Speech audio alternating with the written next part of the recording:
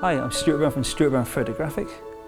Today in this short video I'd like to show you the large format camera that I use for much of my work, give you an overview of how it is operated and explain to you the benefits of using this equipment.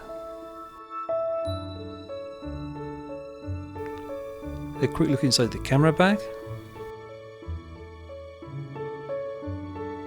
The camera itself, a Linhof Technic-Cardan S45, fairly unique camera in that it is fully folding with a telescopic monorail. This gives it many of the advantages of a drop-bed camera that is often favoured by landscape photographers, which fold into a compact box for easy transportation, whilst maintaining a full range of optical movements found on monorail cameras that are often favoured by architectural and studio photographers. A set of double-sided film holders, a 90mm wide-angle lens, 150mm standard lens, 210mm medium focal length lens, and a 300mm long focal length lens. Shutter release cable, a focusing loop with which you check the entire image is sharply focused,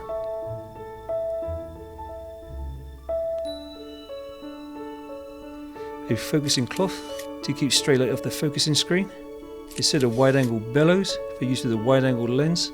These allow shift movements with minimal bellows extension.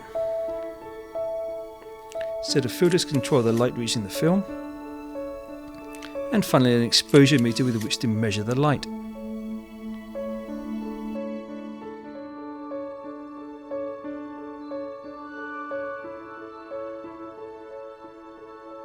The basic procedure is to place the camera on the tripod,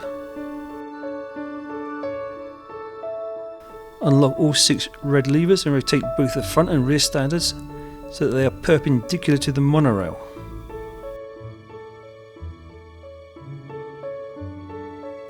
The rear lateral shift is then zeroed and locked. The front standard is locked completely, and the monorail extended to approximately the focal length of the lens, which is then attached to the front standard.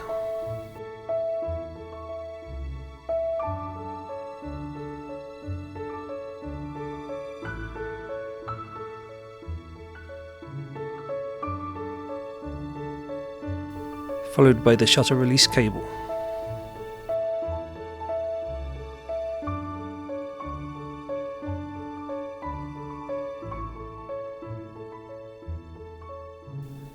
The camera is pointed at the subject and the focusing cloth placed over the focusing screen.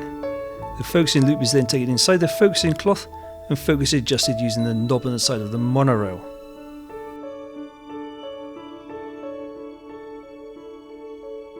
Vertical shifts and tilts can be applied by unlocking the green levers,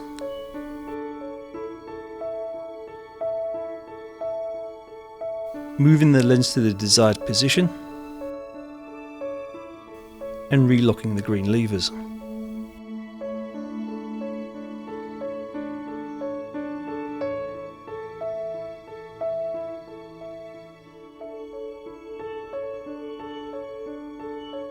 Once focused, the last 2 red levers in the rear standard are locked.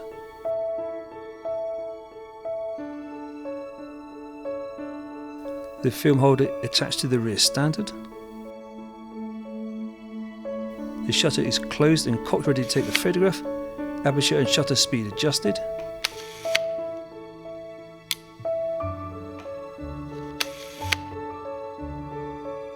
Blind slide is then removed, shutter released, and the blind slide reinserted.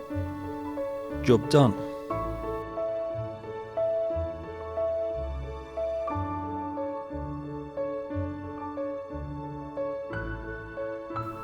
Here we have a shot of the church roofs at Trinitatis in Dresden, showing an extraordinary amount of detail in the damaged masonry. All verticals are perfectly plumb. We've even managed to keep the power cables from the tram which runs in front of the ruins out of the composition. Next up, a shot of the Golden Reiter statue in Dresden on a rainy January afternoon with the blockhouse in Neustadt and Markt in the background. The camera is perfectly vertical so that the blockhouse does not appear to taper. The lens has been shifted vertically to position the golden statue near the bottom of the image and to include the tops of the large trees lining the street. The camera captures a very high quality image that can be printed very large. This one is 40 by 50 inch canvas.